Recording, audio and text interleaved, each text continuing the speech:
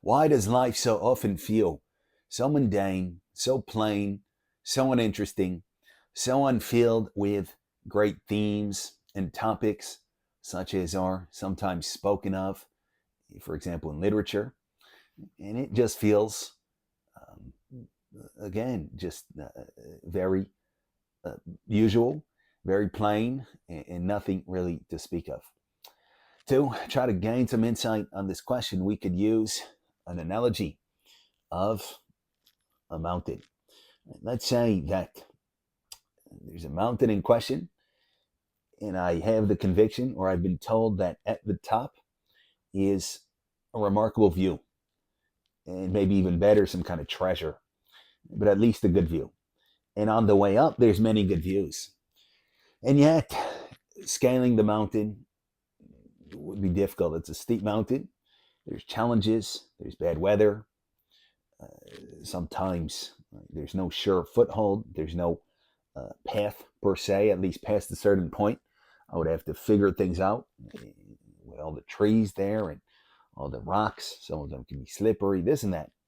So let's imagine that we are at the base of this mountain along with our buddies. We're all there.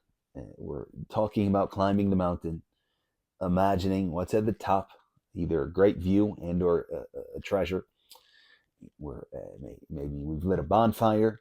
We're eating. We're enjoying. We're talking, chit chatting, this and that. We say that if um, we stay there and we do not proceed to climb up the mountain, it doesn't matter how long uh, we do stay there, how much time passes, we will not know firsthand what is at the top of the mountain or even the very first view from some elevation up. I can hear all the legends I want from other people. Oh, at the top, it's so great. I can look it up on the internet, whatever, but I won't know firsthand as it happens, right? We could search a picture for most mountains, but let's just say not. Special mountain. So, or an uncharted one that hasn't yet been climbed. So we see again that here the only way is eventually to start climbing, and there's a very good chance that nobody else will accompany me, let's say. Let's say all my buddies are lazy and they're content with simply cooking every night at the bonfire, hanging around, telling jokes, gossiping, chit chatting. They're content. And eventually I say, you know what, I'm not content with this. I want to know what's at the top of the mountain. And then I begin to climb. And then there's a chance that I will get to the top, or at least I'm going to see some views along the way. If maybe I turn back or I don't get all the way, let's hope I get all the way to the top safely. Right? And it will, of course, be arduous. It'll be difficult. It'll be risky. I will be alone in this case for basically the whole journey. Maybe I'll encounter somebody else at some point that's also climbing, started somewhere else. But it's lonely. And I'll have left all the people behind at the base camp.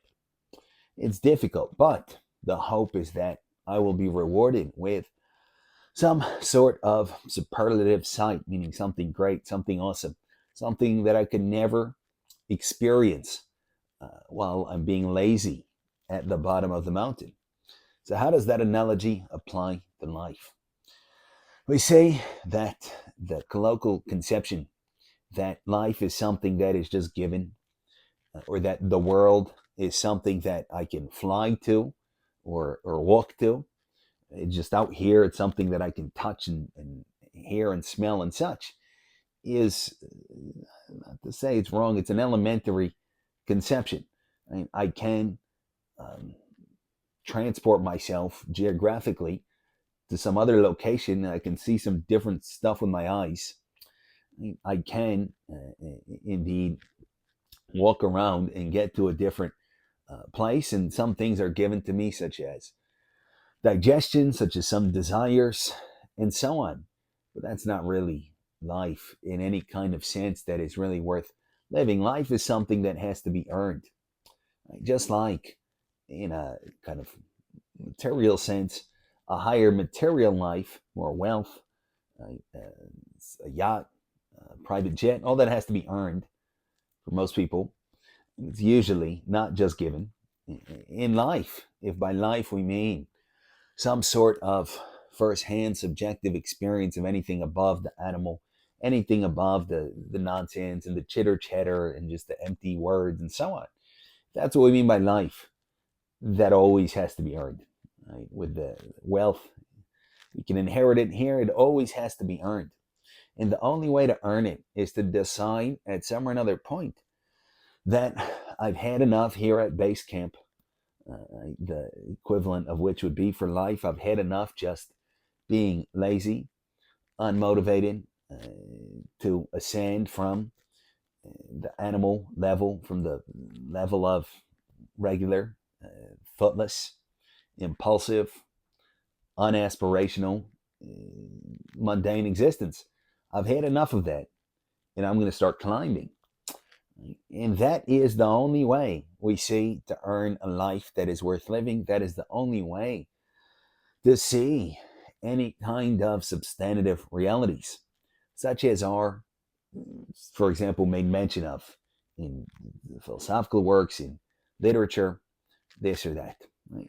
Again, I'm at the base. I haven't climbed at all, and I read about some kind of grand theme or topic, reality, destiny, freedom, personality in the higher human sense. What is all of that? I have no idea.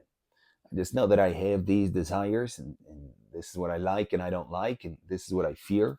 This is what I hope for, and that's it. The only way is to begin that climb. But we see that just as with the analogy of the actual mountain, right?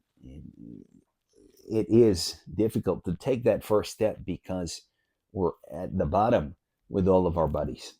We're at the bottom with a whole bunch of people that hopefully we care about, and consequently to ascend to the unique ideal of our individuality, to ascend to the ideal of our humanity, demands a departure from our emotional, volitional, intellectual, um, kind of not necessarily equality, but complete correspondence with those around us. Most people do not have the desire, the energy, the opportunity to climb up the mountain, and they won't do it. So if I want to do it, I have to do it alone, by myself. And perhaps at some point I will encounter somebody else. There are no guarantees. For the most part, I'm alone, making that climb. But that is what it takes. Again, it does seem to attain to the ideal of human life. For me to be the individual that I could be from a personal point of view and from a more general human point of view, meaning what I could be as a human being as opposed to as an animal, I have to climb by myself for the most part. So, what does that mean a little bit more concretely? What does it mean to climb? Does it mean, for example, to get educated in a conventional sense? It could be, but here it seems that the crux of the issue is the transformation of character. I have to go from being entirely self centered and narrowed down to my particularity, to my given psychophysical um, attributes, right, and individuality, to moving away from that in the direction of, it could be said, universality, in the direction of reality, away from my own idiosyncratic black hole that I can always fall into.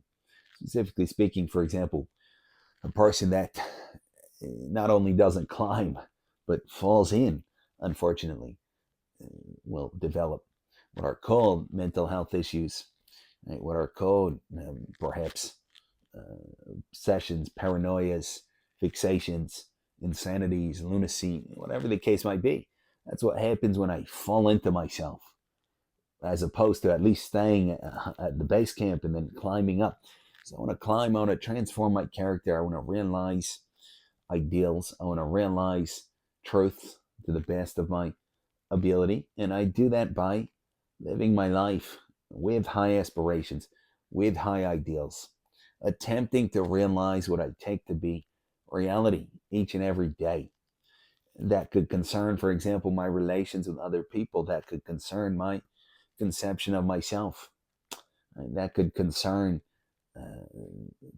ideas that at first are just ideas, justice, goodness, whatever the case might be. I have to try to realize those, make them mine, be willing to sacrifice my narrowness in my pettiness. And that would then be the equivalent in the analogy of that climb up the mountain. And just to emphasize once more that just as in real life, I have to climb the sea, the chit chat is not the same thing here in life. Right? The chitter chatter about, oh, what's the purpose of life? What's the meaning of life? This, that, and the other. So chit chat.